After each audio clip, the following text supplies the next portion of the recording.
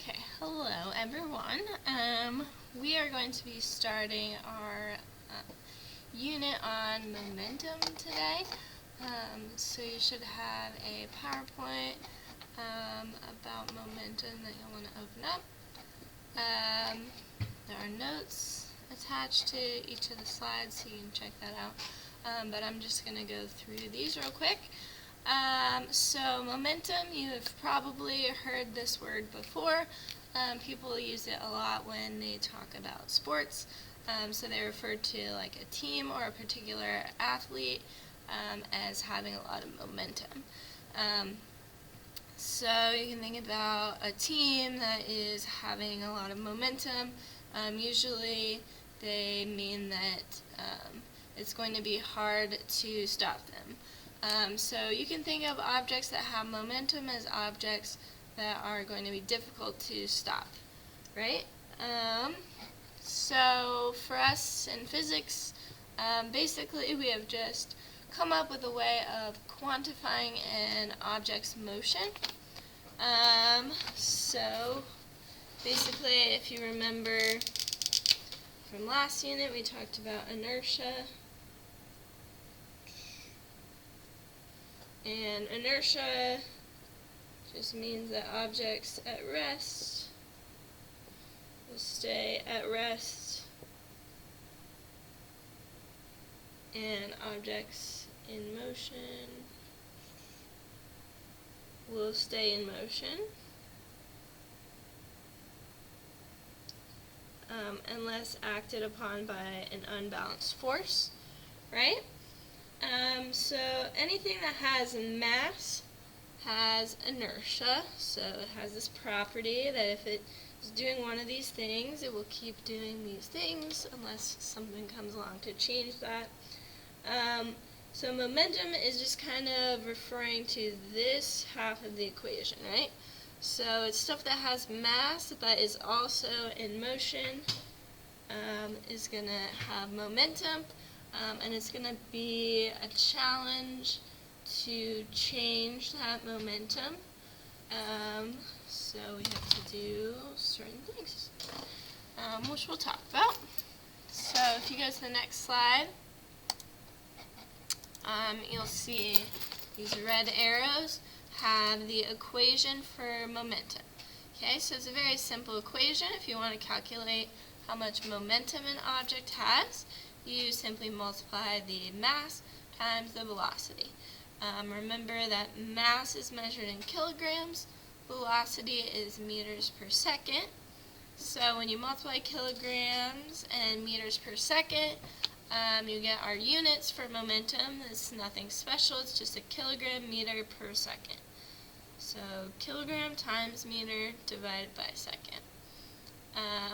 You'll also notice that momentum we're going to abbreviate with a little p.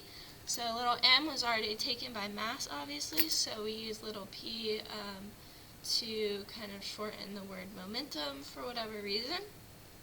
But based on that equation, you can see that the momentum of an object is going to have to do with two things: how much stuff is contained in that object and how fast is that object moving.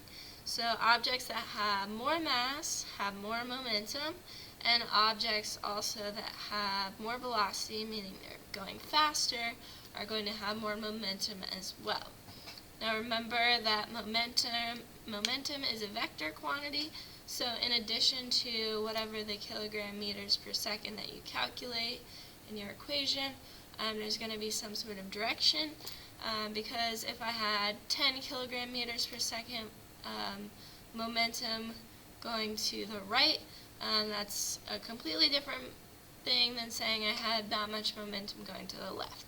So we include directions so that we can fully describe the motion, the momentum of this object. Okay, so those are the two things that are required for an object to have momentum. It needs mass and velocity.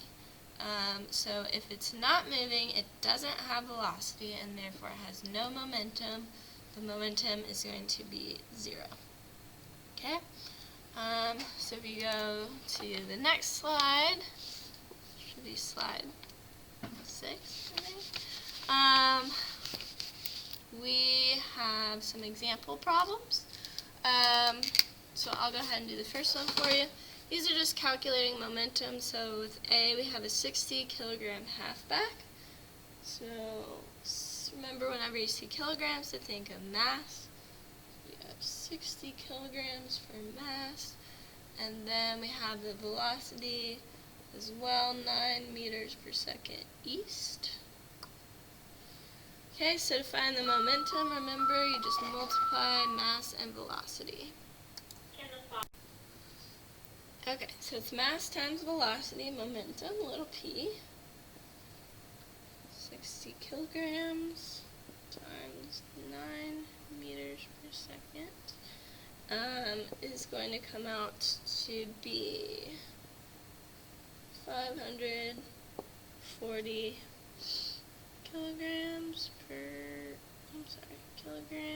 times meters per second. That's our momentum, and our momentum is going to be the same direction as our velocity, so it's also to the east. Okay, so you would do the same thing for B. You would multiply 1,000 kilograms times 20 meters per second, and that should give you 20,000 kilogram meter per second to the north as well. C, 40 kilogram freshman moving south at 2 meters per second.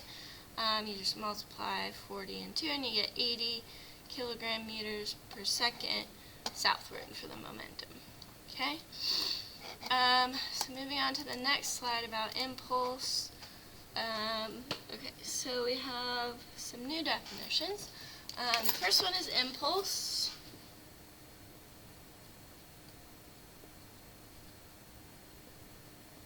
And that is equal to force times time. So remember, force is in newtons, time is in seconds, which means impulse is in newtons seconds, just like that. Okay, so that's impulse.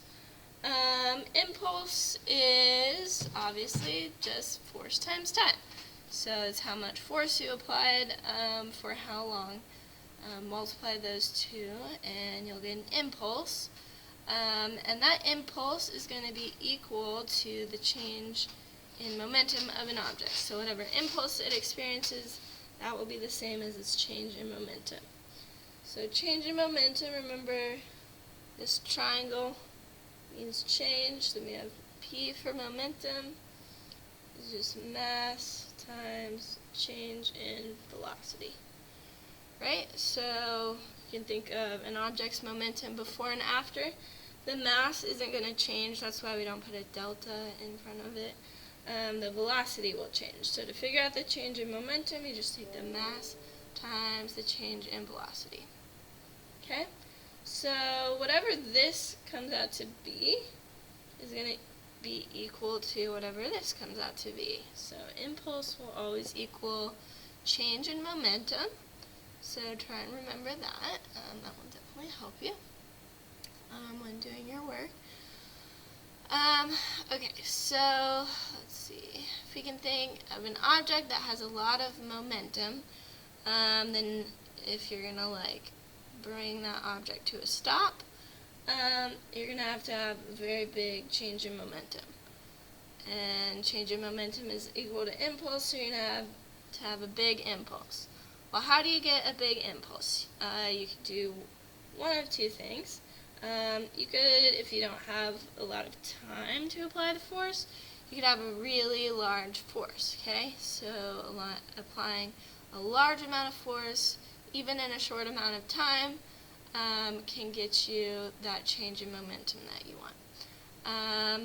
But what if you couldn't really supply a large force, but you had a lot of time, so you apply a little bit of force over time?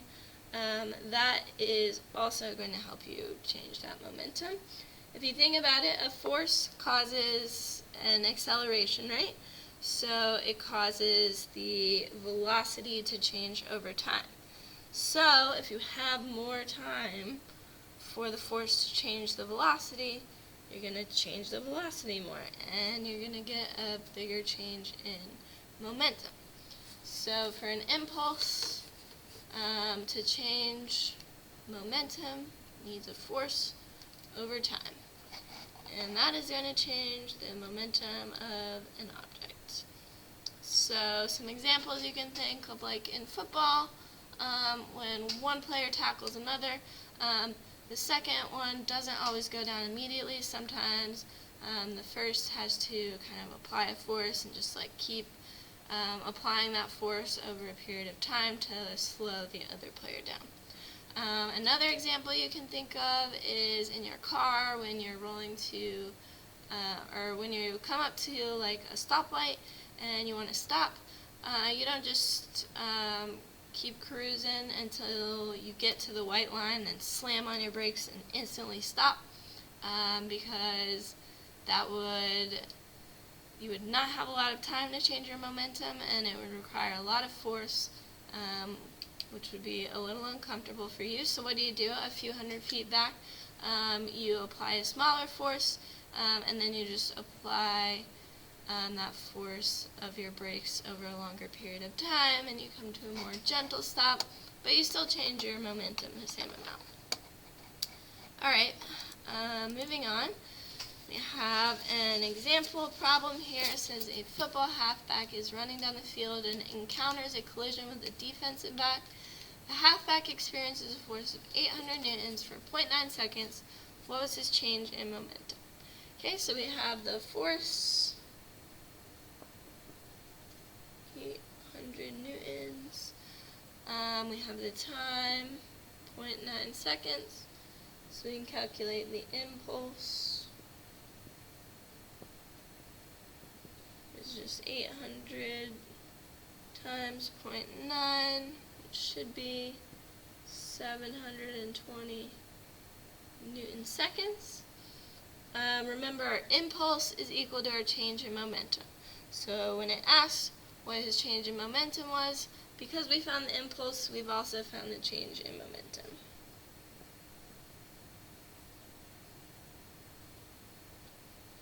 Okay, and I'll give you the code word is going to be pumpkin today.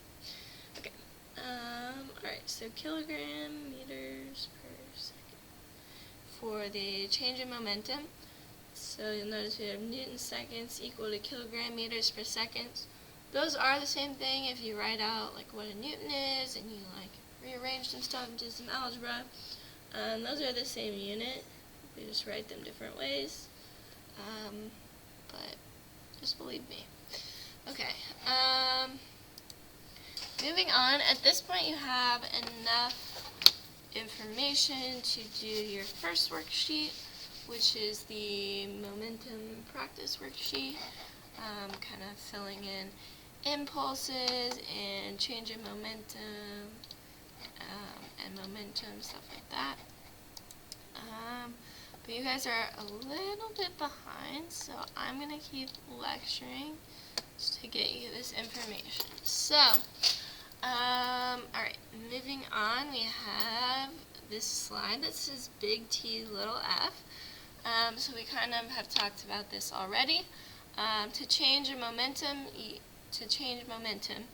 you need impulse, which means you need force and time.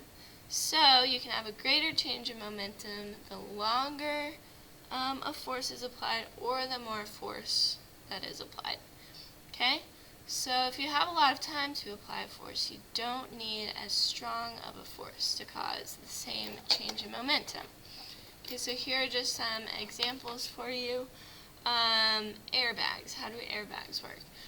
So airbags have give to them, right? They're just like a deflated balloon, kind of. So they have give to them, right? So if you're in a car accident and the airbag deploys, and you come forward, you're going to contact that airbag, and there's going to be a force applied on you from the airbag. But because there's give, then it kind of like you're in contact with the airbag longer. So you have more time to change your momentum hitting an airbag than you would hitting the windshield.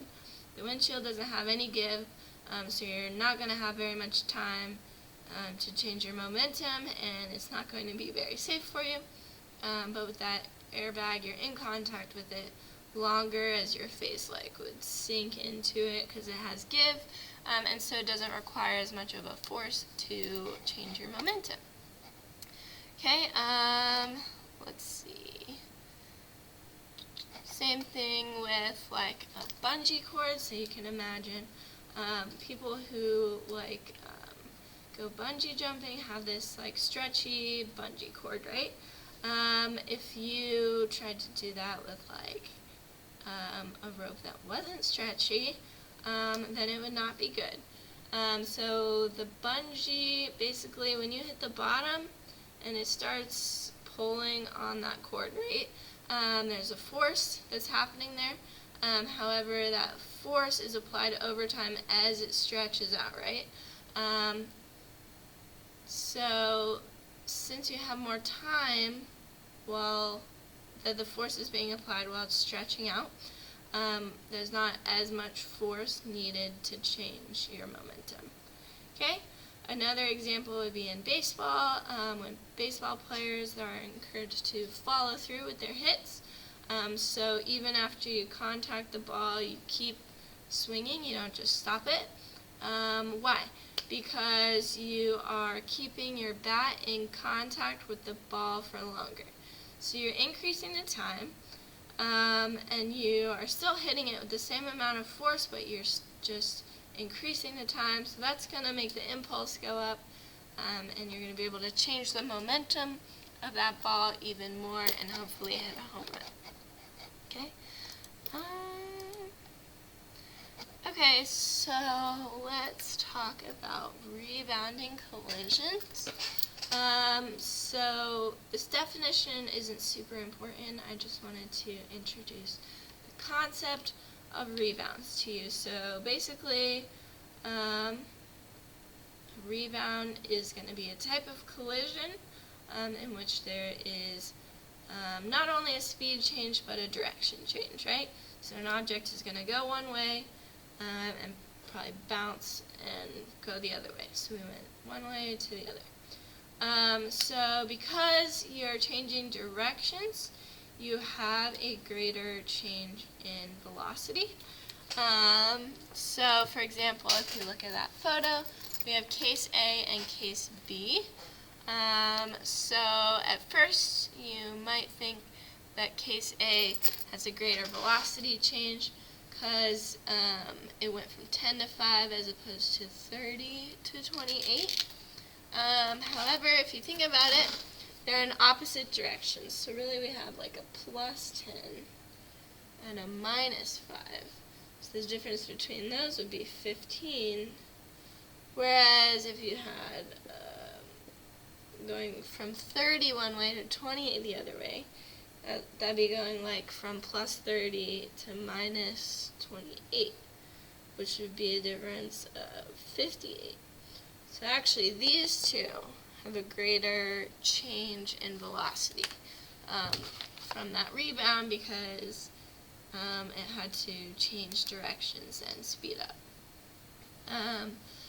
So when an object rebounds, obviously it has a large velocity change due to that change in direction. So it is going to have a greater change in momentum. So remember, momentum change depends on velocity change. And since impulse is the same as change in momentum, it will also require a greater impulse. Okay. So moving on, just wanted to make the distinction between elastic and inelastic collisions. So in an elastic collision, basically, I'd say that the best description of this is going to be that the speed of the objects is going to be conserved before and after the collision. So, for example, if you had one ball hitting another ball, maybe this one was going 5 meters per second, it hits this one stops, but the other one goes at 5 meters per second. So we didn't lose any speed there, meaning it was a perfectly elastic collision. This doesn't really happen in real life. Usually some of that movement is going to be transferred into other forms of energy, like sound or heat or friction, something like that. But an elastic collision, your velocity would be conserved. So let's see. Okay. Let's just go on to inelastic collisions, because these are more likely to occur. So in inelastic collisions, usually the ones that we'll be talking about, the perfectly inelastic collisions, two objects are going to stick together. So they collide, then they stick together, and then after the collision they kind of move together, right?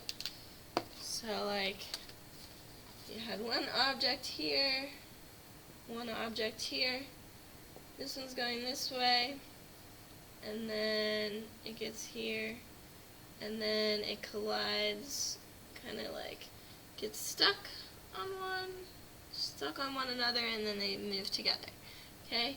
And usually this one will be going fast, right? And then once they stick together, they'll be going slower. So you can see that the speed isn't the same, really. The speed has kind of changed due to these objects sticking together and losing some of their losing some of their speed, basically. If I didn't do a good enough job explaining that, there is a link to a Bozeman science video where he explains the two. So check that out, and hopefully that will help you. And then we have some problem-solving exercises. But best of luck, and let me know if you need any help.